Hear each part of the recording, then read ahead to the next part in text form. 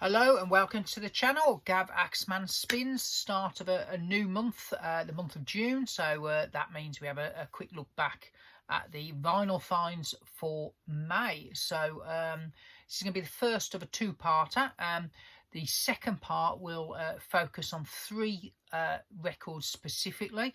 One is a Grail.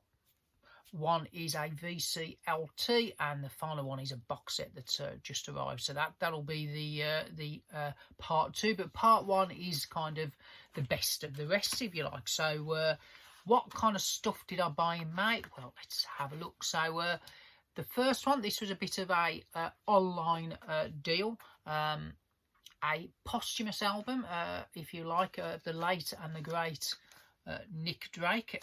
So this one is called Made to Love Magic, which I think is a kind of a rebooted version of Time of No Reply, which is kind of like the stuff that they found to issue, I think, was it in the early 90s, and then this has had some further kind of amendments, some orchestral stuff added on by the original kind of arranger. But it's kind of like all the stuff that they found after Nick Drake sadly passed away outside of the three main albums. I think this got reduced because that big box set is coming out, isn't it, of the first album. This is a great album in its own right. I particularly have a real soft spot for Black Eyed Dog, which is quite a haunting song. One of the last things he did, I think. I really like that track. But as an album, really nice listen. You can't really go wrong with Nick Drake, can you? So delighted to find that. That was quite reasonably priced for a day or two, and they went back up. So really good. Got a nice booklet inside as well. Black vinyl, nice and chunky. So can't knock that one. I think this is a more recent kind of repress in Germany. I did on Discogs look at some reviews of the first version. They were less than complimentary, but I've listened to that, no problem whatsoever. So that is a good one.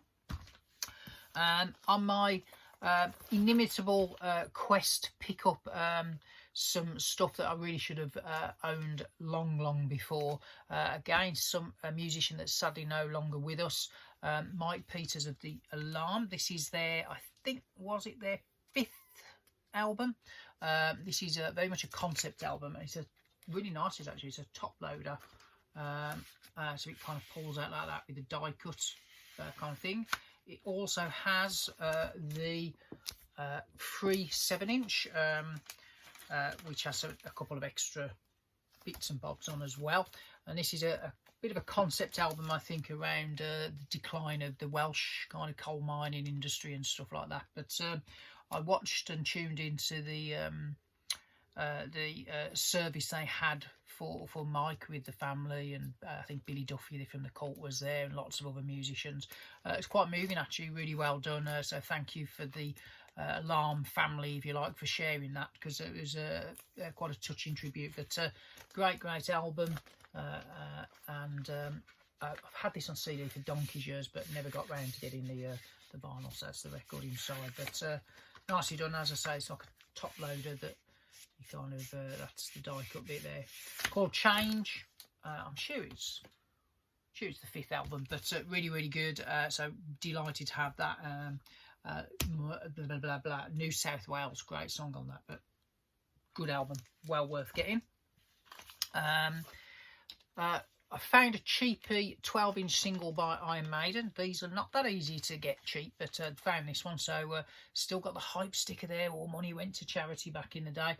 This is from the Live After Death album. Obviously the A-side was Running Free, and this is an edit version of the album version. I personally think this is the best version of Running Free ever released, and they've released numerous live versions of it. But it's short, sharp, it cuts out all the call and response audience participation stuff that's on the album version, so it's like a proper heavy metal banger. And the exclusive tracks on the B-side, Sanctuary, that was an early single as well, and Murders in the Rue Morgue, which, spoilers alert, I think is what they're opening the one of the first 2 tracks on the current tour, the kind of best of tour that they're doing. So I think it opens with a bit of a Killers vibe. So and yeah, Running Free, cheap as chips, well happy to get that, and actually really nice condition. So pleased with that one. So with Iron Maiden, I'm trying to pick up the 80s up to the No Prayer for the Dying album 12 inches. I've probably got quite a chunk from back in the day, but if I spot the ones I'm missing, I'm picking them up as we go along. Now this next one's a bit of a curio. So for those who've watched the channel before, and you'll have heard me talk about going to the odd gig, and I saw the band The last November. So over the last 12 months I've been picking up bits and bobs that I kind of have come across, and this is the debut album by Matt Johnson, who is the main man of The. Effectively is The. But this was his first album that was released under his own name. This is a reissue from I think 84 on the 4AD label, so a bit of a curio. But this is actually a really good album. It's very lo-fi. It was kind of made, I think his parents had pubs or something, and it was kind of made in the pub basement, but very, very good. So the original cover is different to this. This is the reissue cover, but well worth a listen. Actually, very interesting is the word. One of those albums you put on, you're thinking, is this any good or not? And then you listen to it a few times, you go, actually, yeah, I can see why people kind of raved about this, which then led to obviously the later albums he did with but well worth getting. Burning Blue Soul on 4AD. So the next one was next to nothing, little bit of sleeve damage, but I've managed to repair it. So this is an album I've started a quest because it's the second album by Ian Dury. The first one that I think was credited to Ian Dury and the Blockheads. So it's do it yourself. But for those that know the tale, there are lots of different cover variations of this. They were done, and you can see there's a code for each sleeve.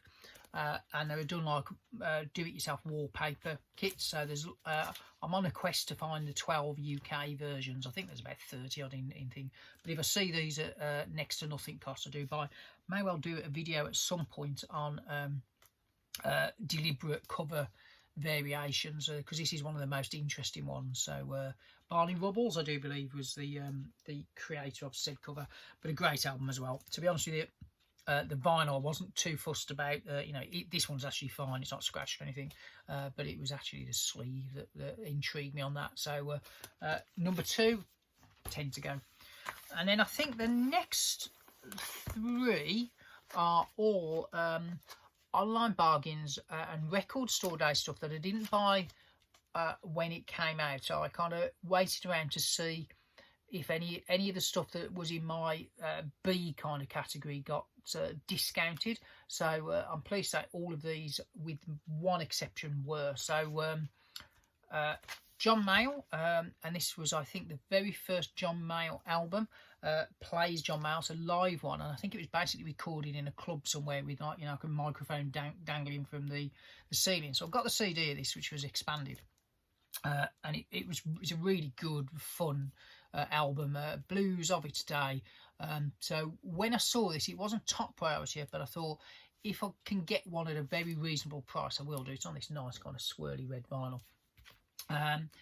The album is slightly expanded from the original as well, so there's 17 tracks on this version, so it recreates kind of the original kind of back cover and everything, but this one popped up on eBay, and a seller put a make an offer on, so I did, thought, God, can't be cheeky, here's the vinyl, so I'll get the best camera angle. That's probably that gets the best colour, isn't it? So very nice, this swirly red kind of vinyl on the old Decca label there, so can't go on with that. So I made a cheeky offer, not a taking the mick kind of offer, but significantly less than it would have cost to buy, but it was already quite cheap, so I thought, well, he obviously wants to get a shot of it. I'll put a cheeky offer in, to which the decline option was given, and I thought nothing of it. And then about 3 weeks later, I got an email from this guy saying, if you still want it, I'll do it on a buy it now at that price. So with a bit of jiggery pokery and emailing back and forth via the eBay app, he relisted it with a buy it now to allow me to get it at that original offer that I put in. So well happy with that one. And this one, I don't think in the UK this did as well as people were hoping, because this one, and again, you've got to be quick on these things. It suddenly dropped. There was a lot on for sale, and I think somebody had got stock they needed to shift, so we got about 10 of them. It's probably a record shop, but instead of the 30 odd quid, it went sub 20. So and I got to say, when I saw the record store day list, I assumed I'd got this one on record, but I hadn't. So Black Sabbath, Eternal Idol. This was the first one I think that Tony Martin sings on.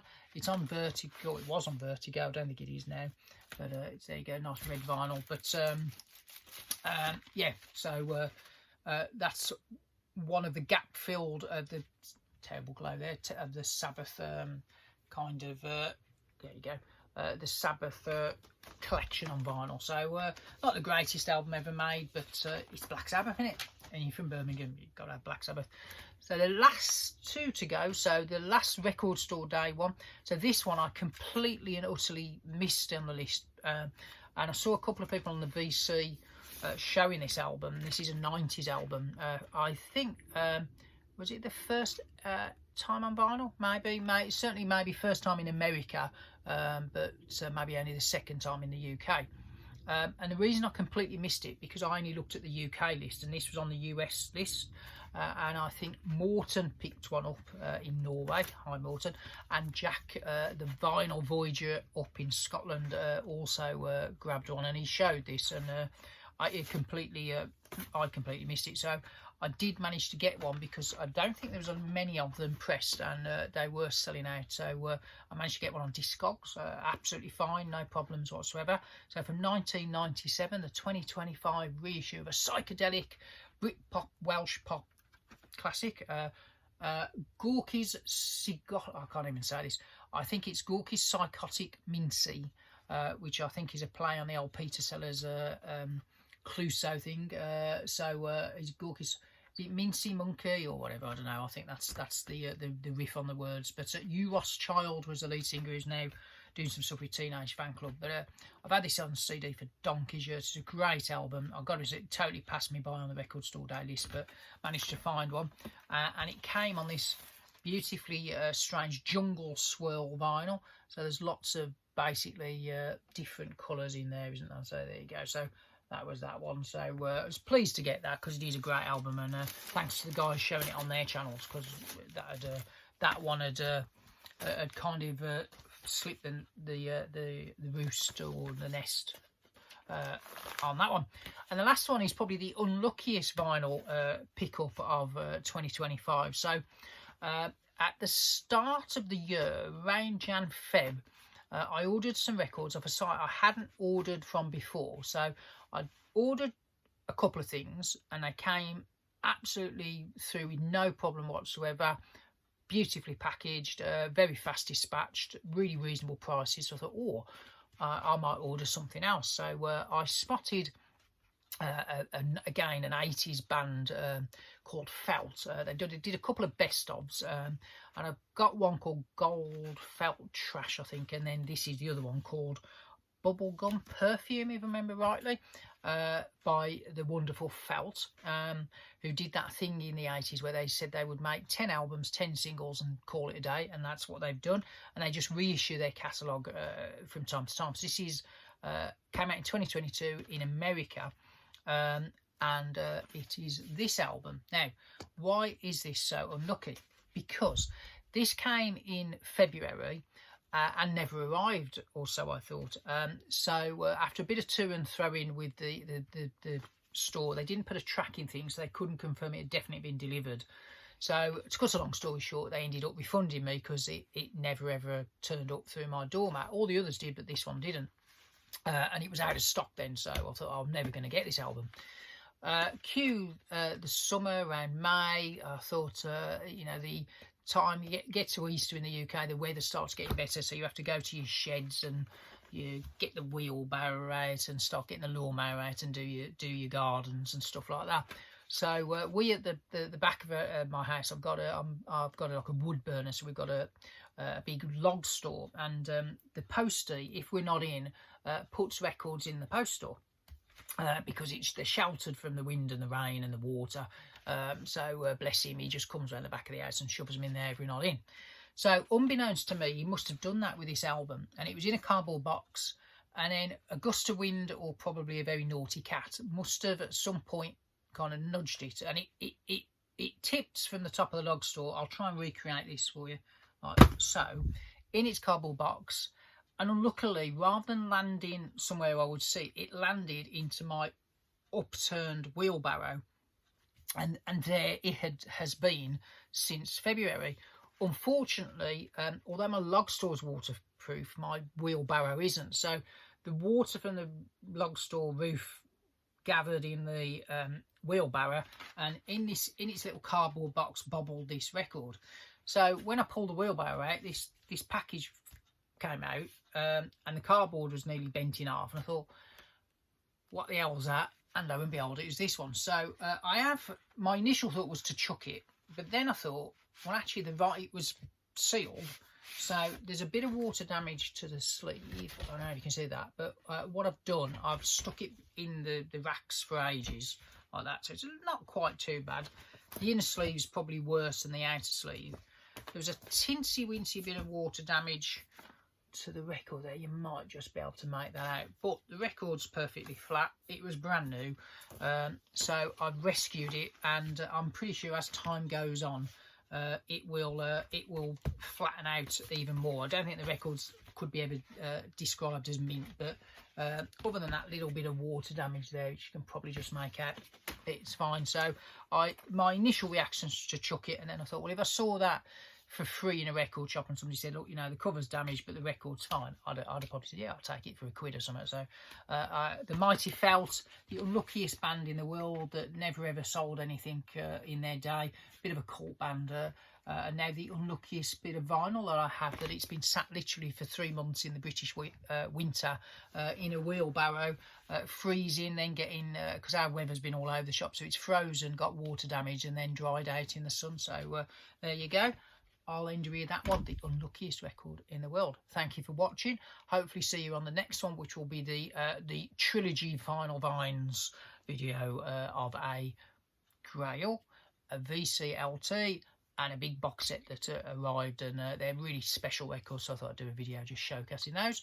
Thanks for watching. Gavaxman Spins over and out, and I'll see you on the next one, hopefully.